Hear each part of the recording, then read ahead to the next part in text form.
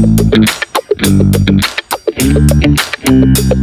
right, goodness, welcome back to Gooner Pavilion. And today we're talking about the thing every fan has got on their mind right now. Why hasn't Arsenal signed a player yet?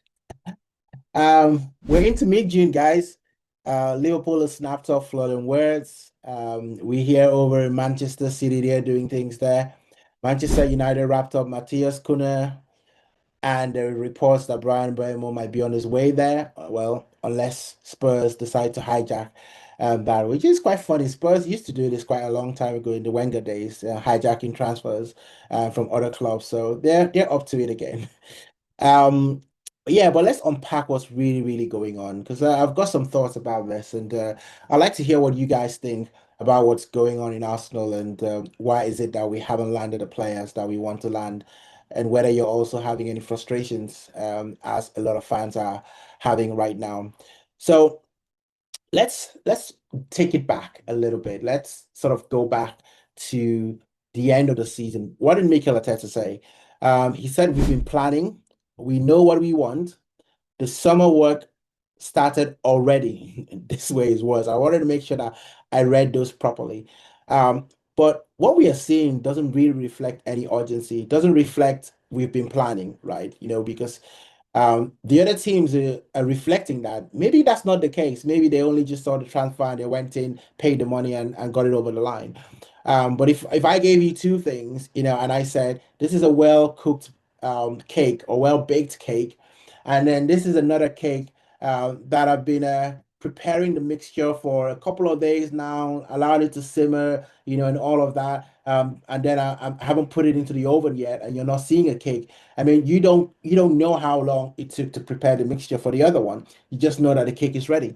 So there's a bit of that going on, and I'm wondering whether it's all about planning or this is just about execution. Are we planning and not being able to execute what we want? Um, if there's a strategy, it feels like we're in the whiteboard stage. I think that's exactly, how that feels. But what are your thoughts, right?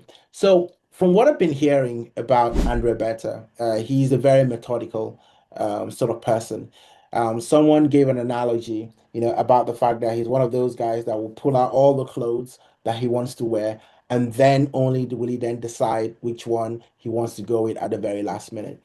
So I'm hearing things like, players have to meet certain criteria like style, like fit, like cost, character. But here's the thing, due diligence is great, but that also takes a lot of time. And the summer market isn't standing still. We've already had a bit of a pre-summer market, and now we're now having another full summer market. Something about that the summer market can't last more than 80 something days, hence why they were broken up. Because I was curious about why, we had to have a summer window and stop it, and then have another summer window almost immediately. But clubs are making, moves, even Chelsea, and it just seems like Arsenal are evaluating. So it is a fair question, to ask, whether this is careful planning or just slow execution. Now, what's holding up the hunt? So let's look at Gyökeres. We've heard that Arsenal have offered 55 million, Sporting 184 million. Now, I hear there is a lot more into that than just those numbers. Something about a gentleman's agreement and Sporting are deciding not to honor that anymore. So the player is getting frustrated. So there's a lot of confusion, around Gyökeres deal. We don't really know exactly what's going on there. And all we know is what we hear from the sporting director and also what we hear from the player. But I'm sure in between there's a lot more that's going on there. There's probably some agent stuff also in the mix as well. We'll probably never know. So that looks like one that, if at all is going to go over the line, it's probably not going to be quick, right? So that then takes us to Sesko, where I think there's a lot of Arsenal fans are really liking, the Sesko sort of trade. They're sort of preferring him to Gyökeres. You talk about the age, you talk about, the fact that he's built, in a particular way, which might be beneficial for the way that we play, especially with Saka making those crosses. You talk about that. People talk about his personality. I've also talked about his personality, the kind of arrogance, that he has on the pitch, all of that. But it's 80 million, and from what I understand is that Arsenal have gone in with a little bit lower than what the actual um, fee is, to trigger his release clause. Now, we don't know how much that's true, but those sort of things for me is like if you want a player and you need him, just go get him. Just go get him. There's no point, sort of, dragging the feet because all that does is it's a gamble. It's a gamble because until the ink is done, anything can happen. I mean, we've seen, players, you know, go on, with aspirations to get to a club, and then the last minute things change. It's happened to every club, Arsenal not excluded from that. So that's another one that I feel like it's probably a bit closer for Gyökeres. If we do what we need to do, I think that player could be in Arsenal in the next 2 weeks. I feel strongly about that one. So Zubimendi, that's interesting. Yeah, so apologies for that. I was right in the flow and then I realized that I hadn't put my microphone on. So I do apologize if the sound suddenly gets better right now. I didn't have my microphone on. I was just so eager to jump on and talk about this. So apologies for that. Now, what I was saying, Zubimendi, right? This is the signing that we thought was over and done with. And I've so spoken about this at length. Um, I think Arsenal are ready to meet all the requirements for this particular player. Some people consider that this deal is already done. But of course, with Real Madrid lurking, the player is undecided. But for me, I don't really understand the Real Madrid angle because they haven't really bought a player for a lot of money in a long time. Now, I hear this thing about a 17-year-old that they've paid about 45 million for. That makes me think, do they have the money to go out and buy a Zubimendi? For over 50 million. I don't know. You look at the recent signings that they've had, from the likes of Mbappe, to Trent, these are players that have rounded out their deal and Real Madrid have gotten them for free. So I don't think that's going to be the case with Zubimendi because he's still under contract. So there's no chance that he's running down the deal. But we know what happened in Trent's scenario. If Real Madrid come whispering, would the player decide, I'm going to stay put for a year or two and then go to Real Madrid? But again, none of those things are ever guaranteed, right? So it's a risky game, the players playing if this is to believe in terms of the fact that he's now a little bit undecided. So and then you've got all the plan C options. So those are the three main, sort of players that, everyone's talking about. But you hear other players being thrown into the mix. Nico Williams, Hugo Ekitike, also being thrown into the mix as well. And then recently I heard about, Gordon, from Newcastle. And I'm thinking to myself, Gordon, really? Is he a better player than the players that we have on the left-hand side? I mean, there's a lot of people that are giving up completely on Martinelli. And for me, I'm not sure I'm quite there yet. Let's not forget Martinelli had an injury hit season. Why isn't he giving the same grace, as Saka has been given? Saka was out for 4 months, but everyone, looks at Martinelli and they just say, no, he can't do it, so everyone is quick to replace him. There's also Rodrigo that has been coming into the mix as well. There are reports that he's unhappy in Real Madrid and potentially wants out.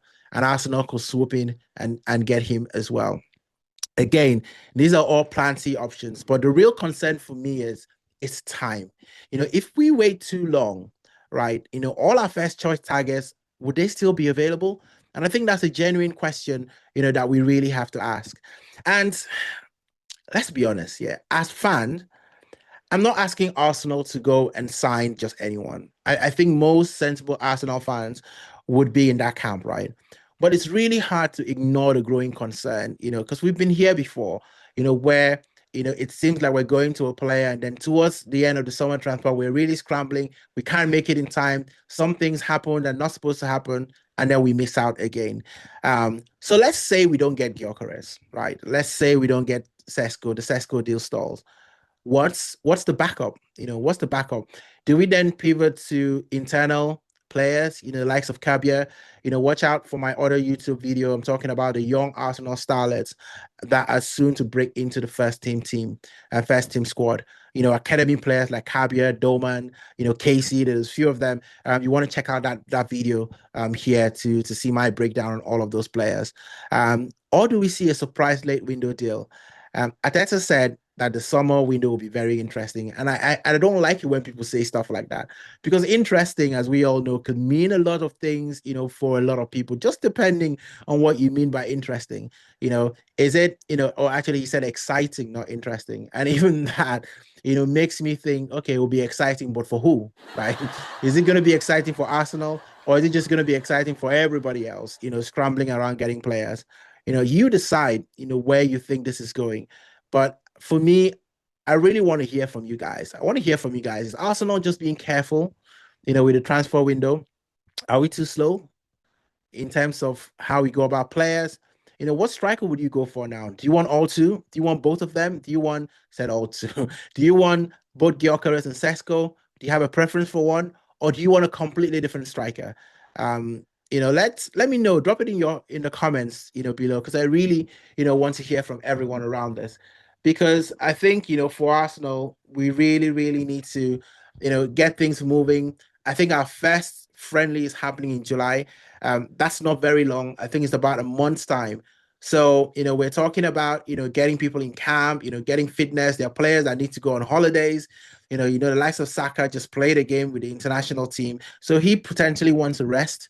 He's probably not going to be joining up with, a lot of the guys early on. You'll probably give him an extended period before he comes in. So, you want, and then you've got a Club World Cup competition that are going on, as well. So, uh, it's really, really interesting. But guys, let me know what you think in terms of, Arsenal, in terms of the transfer. Do you agree? Should we be methodical? Should we just go ahead and get the players that we want? What's holding Arsenal back? If you've got another, alternative in terms of what's holding the team back, in terms of the signing, I'll really love to hear that. So please drop that in the comments as well. And don't forget to like and subscribe on this channel. If you made it this far, then it means that you love the content that you're listening to. So I really appreciate you if you hit that like, subscribe button as well. But more importantly, share this with your mates, as well. That's it from this episode of the Gooner Pavilion. Silence is frustrating, questions are valid, and the time for answers is now. I'll catch you all. Hope you guys are enjoying the beautiful sunshine in the United Kingdom today.